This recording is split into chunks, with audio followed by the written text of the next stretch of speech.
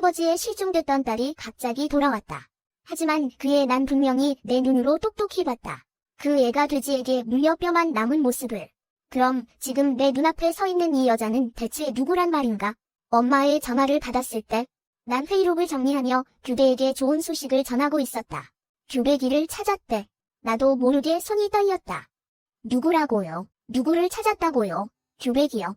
내 큰아버지 댁 동생 말이야? 잊었어. 어릴 때 너랑 맨날 같이 놀던 그 애 말이야? 규배기라는 이름은 내게 너무나도 익숙했다. 다만 그 애가 돌아올 수 있다는 사실을 믿을 수 없을 뿐이었다. 규배기는 6살 때 실종됐다.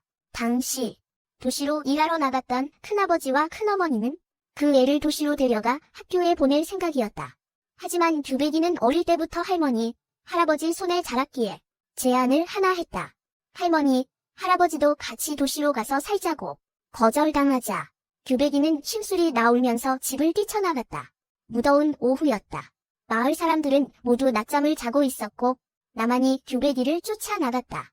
규배기는 마을 양돈장까지 달려가더니 바닥에 주저앉아 억울한 듯 엉엉 울었다. 슬프게 우는 모습을 보고 난 그냥 할머니, 할아버지랑 여기 남으라고 말했다. 꼭 같이 도시로 가야 하는 건 아니잖아. 그건 안 돼? 엄마가 그랬어. 도시에 가면 아이스크림도 먹을 수 있고 놀이공원에서 관람차도 탈 수 있다고. 예쁜 치마도 입을 수 있고. 물론 넌 이해 못하겠지만 내 아빠는 돈이 없어서 널 데려갈 수 없으니까. 그렇게 말하며 그 애는 비웃는 듯한 눈빛을 보냈다. 난 상대하지 않고 몸을 돌려 돌아가려 했다. 그런데 그 애가 갑자기 날 붙잡더니 좋은 방법이 있다고 했다. 내가 여기 양돈장에 숨어 있을게. 우리 엄마 아빠가 할머니, 할아버지도 같이 데려가겠다고 하면 그때 날 찾으러 와. 등 뒤에 돼지우리에서 쉰 목소리의 울음소리가 들려왔다. 순간 온몸에 소름이 돋았다. 마을 어른들은 늘 말씀하셨다. 양돈장에 가서 놀지 말라고. 돼지가 사람을 잡아먹는다고 말이다. 규배기는 웃으며 안으로 걸어 들어갔다. 그런 건 다 애들 겁주려고 하는 소리야? 사람이 돼지를 잡아먹지, 돼지가 누굴 먹어. 그렇게 난 집으로 돌아왔다. 집에 들어서자마자 큰아버지와 아빠가 마당에서 담배를 피우고 계셨다. 큰아버지는 날 보더니 규배기는 어디 있냐고 물으셨다. 난 따라잡지 못했다고 대답했다. 큰아버지는 대수롭지 않다는 표정을 지으며 설마 하는 말투로 말씀하셨다. 저녁 먹을 때까지 안 들어오겠어? 하지만 아무도 예상하지 못했다. 규배기가 다시는 돌아오지 못할 거라는 사실을. 그날 밤 큰아버지는 마을 사람들을 불러 모아 다 함께 규배기를 찾아 나섰다. 난 몰래 양돈장으로 달려갔다. 큰아버지가 허락하셨다고 규배기에게 알려주고 싶었다. 하지만 아무리 소리쳐 불러도 돌아오는 건 끔찍한 돼지 울음소리뿐이었다. 난 용기를 내어 안으로 들어갔고 평생 잊지 못할 장면을 목격했다. 규배기가 바닥에 쓰러져 움직이지 않았고 돼지우리 안에 돼지들이 때로 몰려들어 고개를 숙인 채 무언가를 뜯어먹고 있었다. 그중 한 마리가 고개를 들었는데 입가에 검은 머리카락 몇 가닥이 묻어 있었다. 거기엔 규배기의 머리핀이 걸려 있었다. 난 급히 몸을 돌려 살기 위해 집으로 도망쳤다. 그날 어른들은 모두 정신없이 애를 태웠고 내가 나갔다 돌아온 것을 아무도 눈치채지 못했다. 감히 먼저 사실을 말할 수 없었다. 말했다가는 분명 죽도록 매를 맞을 게 뻔했으니까. 게다가 규배기가 스스로 들어간 거였다. 지난 17년 동안 나도 그렇게 스스로를 위로해왔다. 결국 규배기 사건은 인신매매로 결론났다. 큰아버지와 큰어머니는 그 후로 아이를 갖지 않으셨다. 규배기 일로 너무 상심하신 탓인지도 모른다.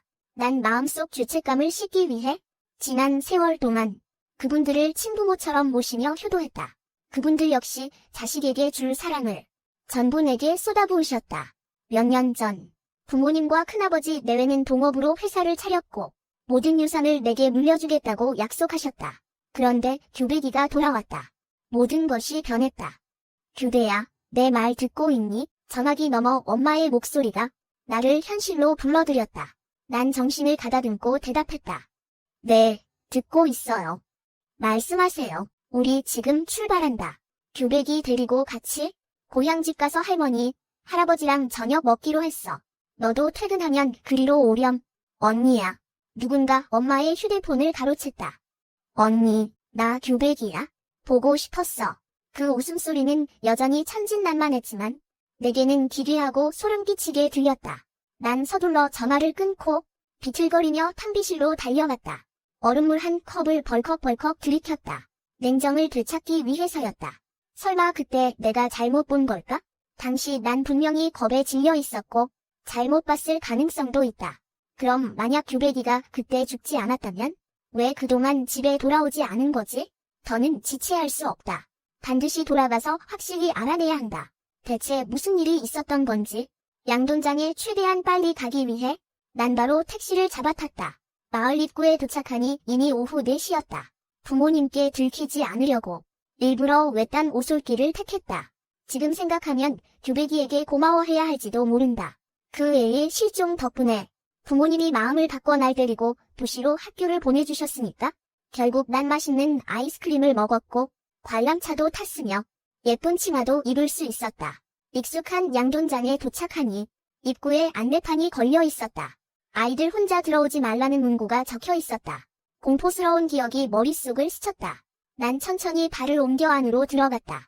바닥에 선명한 발자국 한 줄이 보였다. 누군가 나보다 먼저 확인하러 왔던 모양이다. 메스꺼움을 억지로 참으며 규백이가 숨었던 그 울타리 옆으로 다가갔다. 마침내 낡은 나무문에서 분홍색 옷 조각 하나를 발견했다. 17년 동안 걸려 있었던 탓에 천조각은 이미 빛이 바래고 낡아 있었지만 난 한눈에 알아볼 수 있었다. 그건 규백이의 옷이었다. 큰어머니가 도시에서 사오셨던 바로 그 옷. 나는 천조각을 가방 속에 숨겼다. 그리고 서둘러 몸을 돌려 집으로 달렸다. 그 시절 규백을 잘못 본 게 아니라는 확신이 더 강해졌다. 죽었어. 분명히 죽었을 거야. 그럼 지금 집에 있는 저 규백은 대체 누구지? 그런 생각을 하며 걷다 보니 어느새 할아버지 댁에 도착했다. 엄마는 나의 갑작스러운 등장에 깜짝 놀라셨다. 어머나, 얘야, 오려면 왜 미리 말을 안 했니? 마을 입구까지 마중 나갔을 텐데. 그러면서 엄마는 귤 하나를 까서 내 입에 넣어주셨다. 그리고 고개를 돌려 다른 사람들에게 소리쳤다. 교대 왔다. 0.01초 만에 규백과 이야기하던 큰아버지와 큰어머니가 내 앞에 나타났다. 규대야, 이리 좀 와보렴. 큰아버지가 너 찾으신다. 우리 언니가 왔네. 날카로운 목소리와 함께 규백이 내 앞에 섰다. 언니, 지난 10여 년 동안 나 많이 보고 싶었지. 그녀는 수줍은 표정을 지으며 내 손을 꽉 잡았다. 그러더니 갑자기 내 곁으로 다가와 나직이 속삭였다. 언니, 있잖아. 그때 날 양돈장으로 데려간 게 언니라는 걸 사람들이 알까? 순간 등골이 오싹해졌다. 장마 아일순 간첩 배발량. 얼굴은 창백해졌고 눈동자는 굳은 채 그녀를 향했다. 규백은 말을 마치고 몸을 돌려 나를 껴안았다. 마치 방금 아무 일도 없었다는 듯이 언니랑 밀린 이야기 좀 많이 나눠야겠어요. 영악하게 구는 그 모습이 어릴 때와 똑같았다. 엄마는 이 모습을 보고 감동하며 말씀하셨다. 정말 보기 좋구나. 어릴 때부터 둘이 참 닮았었지. 둘 다 아빠를 닮아서 마을 사람들이 쌍둥이 아니냐고 물어볼 정도였어. 우리 가족이 이제야 드디어 다 모였네. 맞아요. 어쨌든 친자매잖아요. 그렇지. 언니, 그녀가 고개를 돌려 나를 빤히 쳐다보며 말했다. 내 생각은 17년 전으로 거슬러 올라갔다. 규백은 양돈장 입구에서 울먹이며 계속 나에게 물었었다. 언니, 나 무서워. 나 데리러 올 거지, 그치? 언니, 무슨 생각해? 난 정신을 차리고 아무것도 아니라며 대답했다. 큰아버지가 저녁 식사 준비 어떻게 하시는지 보고 올게.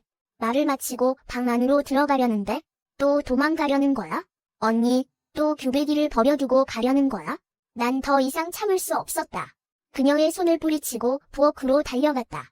그녀가 규백이라는 확신이 점점 더 들었다. 사람 속을 뒤집어 놓고는 세상 무고한 척하는 그 낯짝이 어릴 때와 판박이었다. 부엌으로 들어가니 큰아버지가 갈비를 다지고 계셨다. 도마 위를 탕탕탕 내리치는 소리에 나도 모르게 몸이 떨렸다. 그때 큰아버지가 몸을 돌리셨다. 무슨 일이냐? 난 고개를 숙이고 잠시 망설이다가 조심스럽게 물었다. 친자 확인 검사는 해보셨어요? 큰아버지는 눈을 슬쩍 치켜뜨며 말씀하셨다.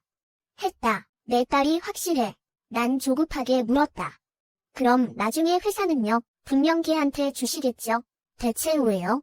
눈썹을 치켜세우며 따져 묻자 큰아버지가 답했다. 내 친딸이니까. 그리고 이 회사는 내가 직접 일군 거니까. 그럼 저는요? 제가 그동안 회사를 위해 해온 일들은요? 큰아버지는 나를 훑어보셨다. 경멸 섞인 눈빛으로 말씀하셨다. 음식 다 됐다. 가서 밥이나 먹어라. 말을 마치고 큰아버지는 완성된 요리를 들고 의기양양하게 자리를 뜨셨다. 저녁 식사가 중간쯤 지났을 때 할아버지와 할머니는 방으로 들어가 쉬셨다. 난 눈앞의 음식을 멍하니 바라보았다. 도저히 밥이 넘어가지 않았다. 언니, 왜 아무것도 안 먹어? 설마 내가 돌아와서 기분 나쁜 거야? 언니, 나 아빠한테 다 말했어. 나 회사 뺏지 않을 거라고. 그 말을 듣고 고개를 들어 큰아버지를 바라보았다. 큰아버지는 고개를 숙인 채 말씀하셨다. 규배가, 헛소리 마라. 내 언니는 회사 일에 끼어들 생각 전혀 없어. 그렇지. 규배야라고 부르는 그 말은 마치 내게 무언가를 경고하는 것 같았다. 난 억지로 웃으며 대답했다. 네, 맞아요. 우리 아빠는 분위기가 어색해지자 분위기를 띄우려 하셨다. 내가 실종된 뒤로 규배가 아주 딴 사람이 됐단다. 예전엔 하루 종일 천방지축 남자애 같더니 지금은 어릴 때 너처럼 아주 얌전하고 조용해졌어. 정말요. 규백이 자리에서 일어났다. 종종 걸음으로 내 곁으로 다가와 허리를 숙이고 내게 속삭였다. 나 흉내 내는 거야? 고의로 날 돼지우리에 버려두고 간 게? 그렇게 죄책감이 들었어? 돼지가 어떻게 아이를 잡아먹는지 알아? 그러면서 그녀는 국 속에 있는 닭 머리를 건져 올려 덥석 깨물었다. 난 겁에 질려 꼼짝도 할 수 없었다. 몸이 잔뜩 움츠러들었다. 맞은편에 앉아있던 큰아버지와 큰어머니도 적잖이 놀라셨는지 의자에서 미끄러질 뻔하셨다. 아빠는 분위기가 심상치 않자 얼른 화제를 돌리셨다. 규배가, 그러고 보니 아빠는 어떻게 찾은 거니? 엄마는 규백이 스스로 찾아온 거라고 하셨다. 경찰의 도움도 받지 않고 말이다. 규백은 내 뒤에 서서 큰아버지를 빤히 쳐다보았다. 입가에는 기괴한 미소가 번졌다. 그날 마을을 빠져나가자마자 나쁜 사람들을 만났어요. 그 사람들이 절 외지로 팔아넘겼죠. 다행히 그쪽 가족들이 제게 잘해주셨어요. 대학을 졸업할 때까지 키워주셨거든요. 그동안 늘 엄마 아빠를 생각했어요. 하지만 남동생이라도 생겨서 저를 버렸을까 봐 무서웠거든요. 그래서 계속 돌아오지 못했죠. 그러다 인터넷에서 실종자 전단지를 보고 서둘러 표를 끊어 돌아온 거예요. 규백의 이야기는 아주 생생하고 절절했다. 그날 무슨 일이 있었는지 내가 몰랐다면 나조차 속아 넘어갔을 것이다. 거짓말이다. 그녀는 단순히 거짓말만 하는 게 아니라 방금 전에 그 연기조차 미리 준비한 게 분명했다. 대체 뭘 하려는 거지? 이 숨막히는 분위기를 견딜 수 없었다. 화장실에 간다는 핑계로 도망치듯 빠져나왔다. 나가기 전 난 일부러 큰아버지에게 눈짓을 보냈다. 잠시 밖으로 나오라는 신호였다. 큰아버지가 막 일어나려는데 규백이 그를 다시 끌어안쳤다. 문 밖에 서서 17년 전 그날 밤을 떠올렸다. 내가 본 것들을 더 자세히 기억해내려 애썼다. 규백은 정말 죽었을까? 아닐까? 나와 같은 의문을 품은 사람이 또 있었다. 바로 큰어머니였다. 큰어머니는 나를 벽 쪽으로 끌고 가 물으셨다. 규배야, 너는 제가 끝까지 말씀하시진 않았지만 무슨 뜻인지 알 수 있었다. 난 고개를 저으며 나도 모른다고 했어. 그리고는 반대로 되물었지? 그때 당신이랑 큰아버지가 마무리하겠다고 하지 않았어. 당신들이 나보다 더 잘 알 거 아냐? 뭐라고? 큰어머니가 갑자기 목소리를 높여 소리쳤어. 난 미간을 찌푸리며 말했지. 왜 그렇게 크게 소리 질러? 당신들 손으로 직접 자기 딸을 죽였다는 걸? 남들이 알까봐 겁나? 큰어머니는 중심을 잃고 비틀거리더니 벽에 몸을 기댔어. 그녀의 차가운 손이 내 팔을 붙잡았지. 그리고는 떨리는 목소리로 말했어. 규백이 시신, 내가 처리한 거 아니었니? 난 몸을 돌려 그녀를 바라봤어. 그 순간 우리는 서로의 눈에서 똑같은 공포를 읽었지. 큰어머니는 옷깃을 움켜쥐고 말했어. 그때 우리가 양돈장에 갔을 때 규백이 시신이 안 보였거든. 난 당연히 내가 처리한 줄 알았지. 그날은 섣달금은 날이었어. 저녁 식사 준비가 끝나고 춘한설 특집 프로이 시작되려 하는데 큰아버지와 큰어머니가 돌아오지 않는 거야. 그래서 아빠는 나보고 마을 입구까지 마중을 나가라고 하셨지. 수십 미터 밖에서부터 나는 큰아버지와 큰어머니가 뭔가로 다투고 있는 걸 봤어.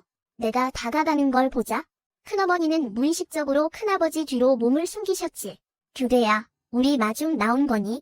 난 잠시 멍하니 있다가 큰어머니의 배를 가리키며 여쭤봤어.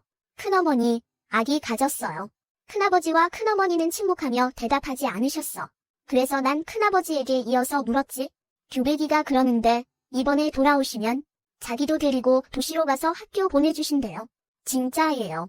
도시는 좋아요. 큰아버지가 고개를 숙이고 옷소매를 정리하는 걸 보며 난 그가 또 무슨 궁리를 하고 있다는 걸 알았어.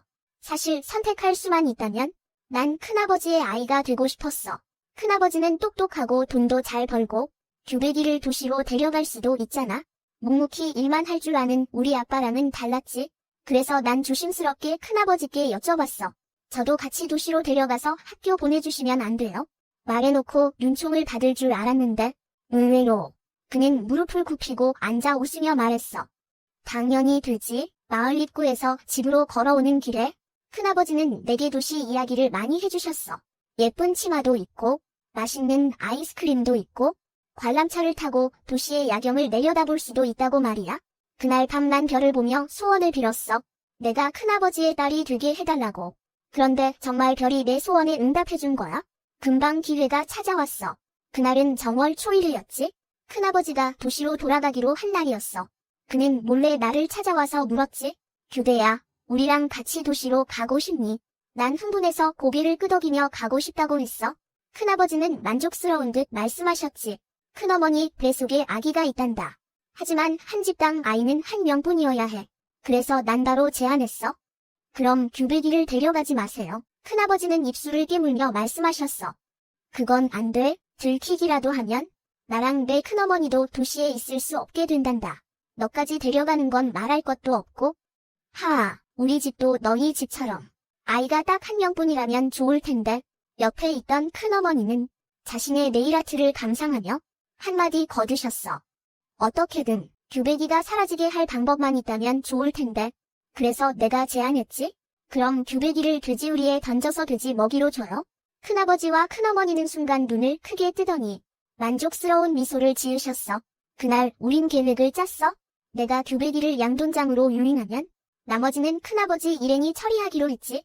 과정은 아주 순조로웠어. 내가 대충 몇 마디로 구슬리자 규백이는 엉엉 울면서 할머니 할아버지를 모시고 도시로 가겠다고 떼를 썼어. 그러다 큰아버지가 허락하지 않자 울면서 뛰쳐나갔지. 큰아버지가 나에게 눈짓을 보냈고 난 얼른 뒤쫓아 나갔어. 얼마 못 가서 규백이는 자갈길 위에 멈춰 섰어. 동생은 흐느끼며 나에게 물었지. 언니, 나 엄마 아빠랑 도시 가고 싶어? 할머니 할아버지는 다음에 같이 가자고 하면 안 될까?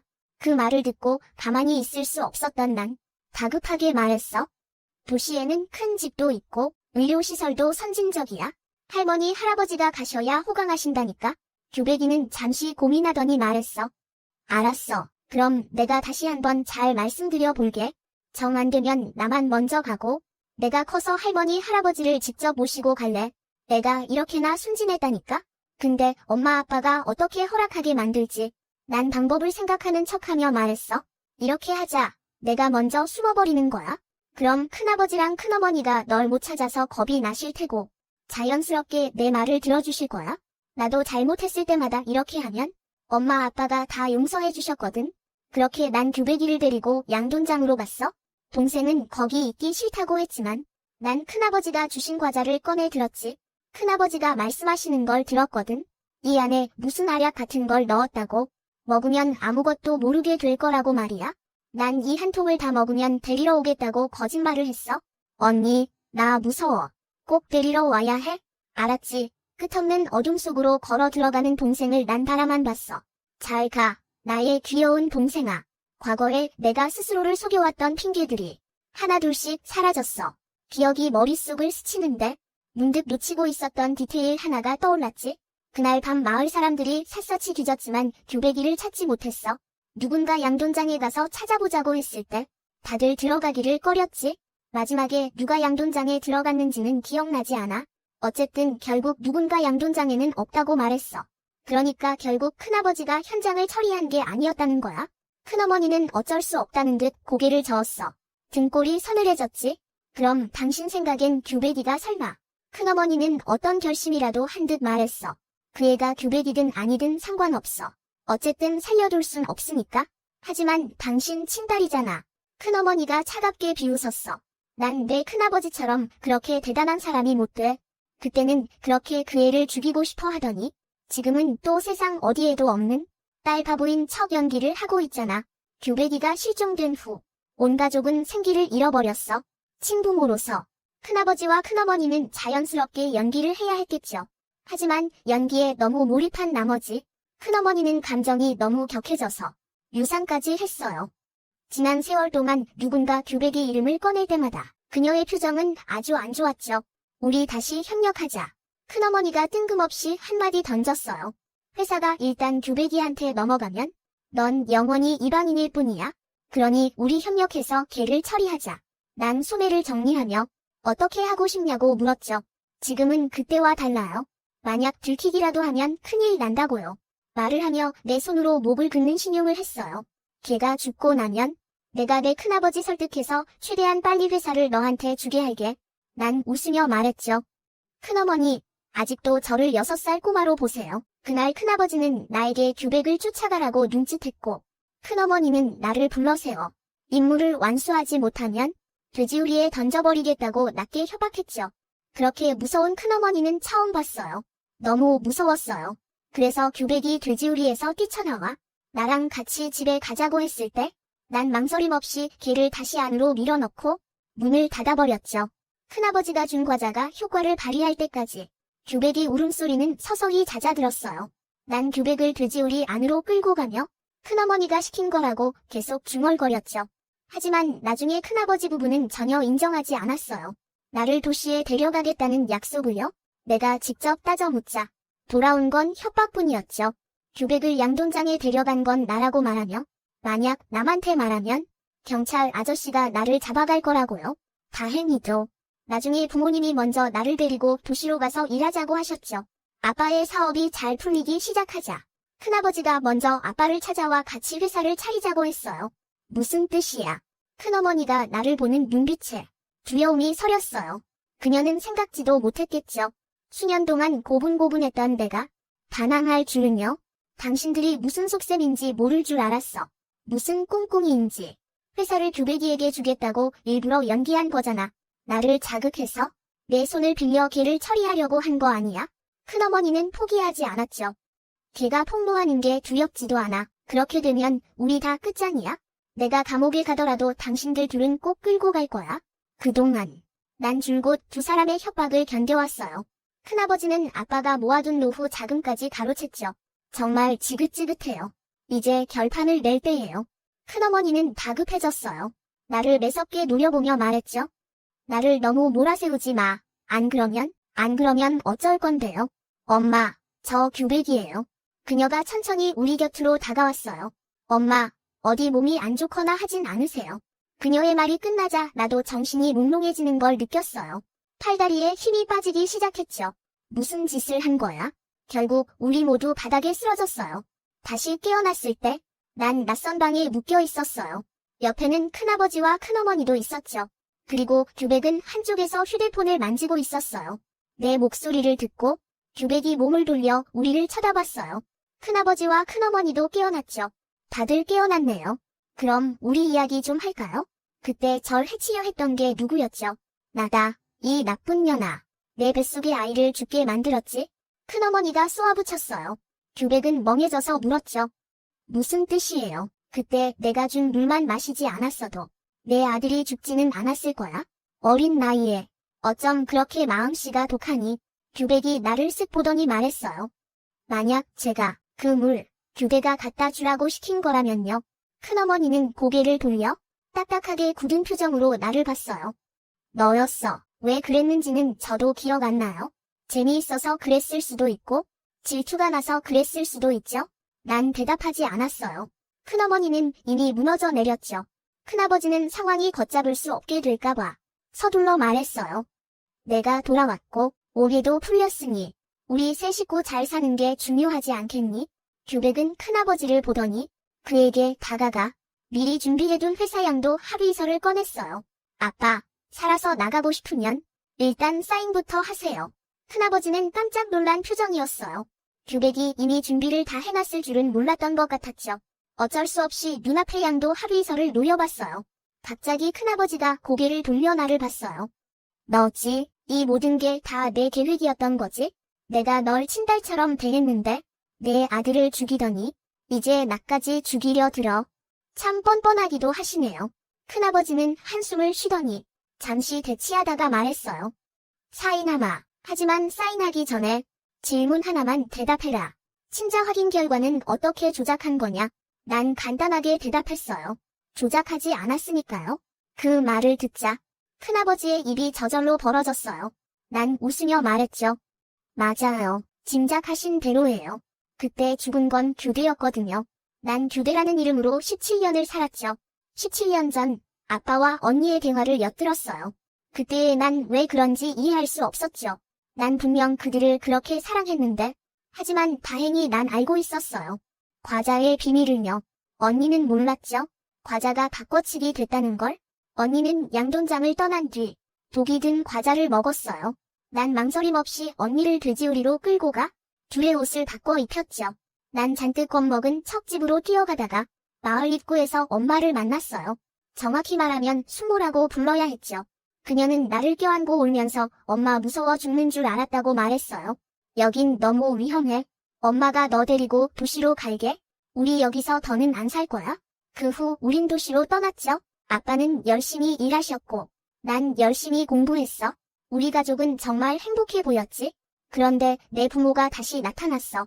그들이 먼저 작은아버지께 연락해서 같이 회사를 차리자고 제안했지. 그때부터였어. 난 계속해서 그들에게 과거의 일로 협박받으며 해서는 안 될 일들을 수없이 해야만 했어. 그 두 사람에게 합당한 대가를 치르게 하기 위해서 소동과 함께 이 연극을 꾸몄고 결국 성공했지. 작은아버지 심씨께서는 눈치채지 못하셨니? 내가 규대가 아니라는 걸 말이야. 부모가 어떻게 자기 자식을 못 알아볼 수 있겠어? 어쩌면 영악하고 사고만 치는 딸보다는 지금처럼 고분고분하고 말 잘 듣는 딸이 더 좋으셨겠지?